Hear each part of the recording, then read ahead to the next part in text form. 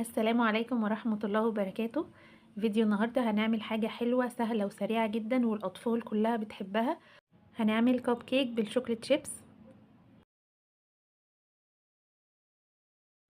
مفهوش سمنة ولا فيه زبدة، هش جدا وخفيف وفيه قطع كده شوكولاتة من جوه سايحة.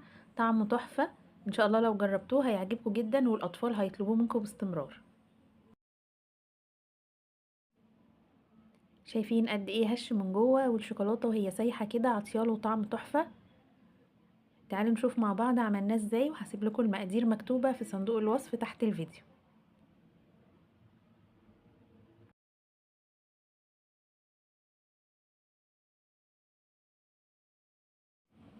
عندنا 3 بيضات بدرجة حرارة المطبخ. حطيت عليهم معلقة كبيرة من الخل وربع معلقة صغيرة من الفانيليا. ممكن تعمليه في الخلاط او ممكن تعمليه بالمضرب الكهرباء، او ممكن حتى تستخدمي المضرب السلك اليدوي. بحط عليهم كمان كوباية الا ربع من السكر، سواء سكر بودر او سكر عادي. هخلط المكونات مع بعض كويس قوي.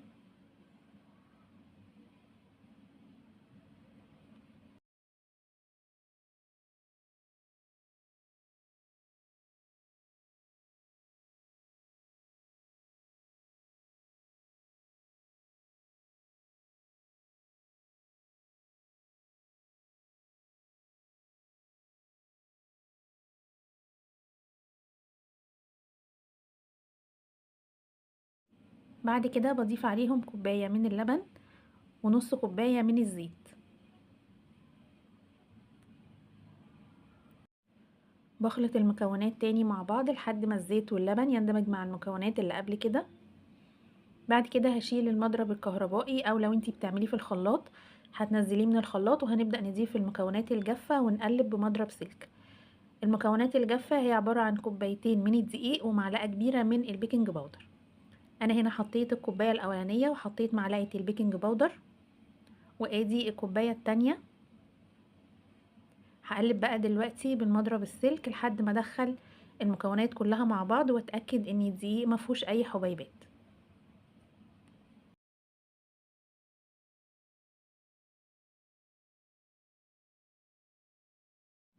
لو حسيتي ان الخليط بتاع الكب كيك خفيف شوية ممكن تضيفي كمان نص كوباية من الدقيق.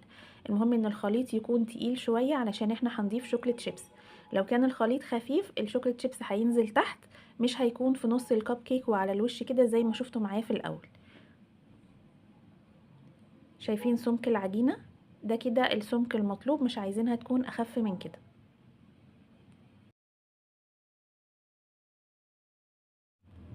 بعد كده بضيف حوالي نص كوباية من الشوكليت شيبس او تقريبا 3 معالق كبار، وبقلبهم مع الخليط بتاع الكب كيك، وسبت حوالي معلقة هزين بيها الوش.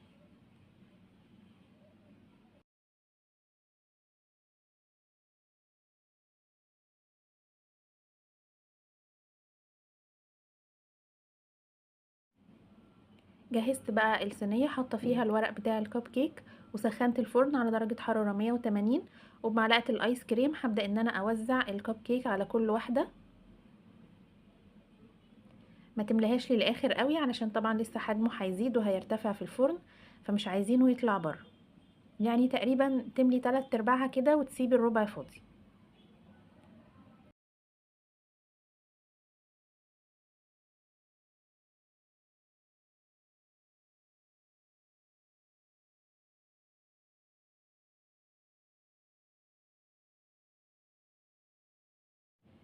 هنا اول صينية عملتها ولسه متبقي معايا شوية من الخليط. جبت بقى شوية من الشوكليت شيبس حطيتهم كده على الوش.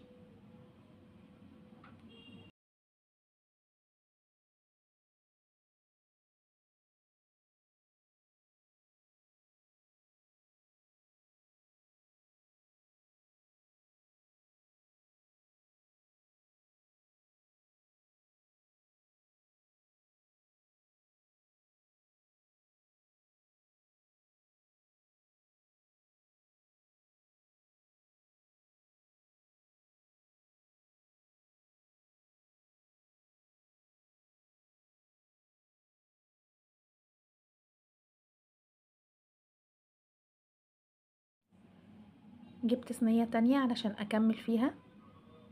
الصينية التانية اتملى منها 4 بس.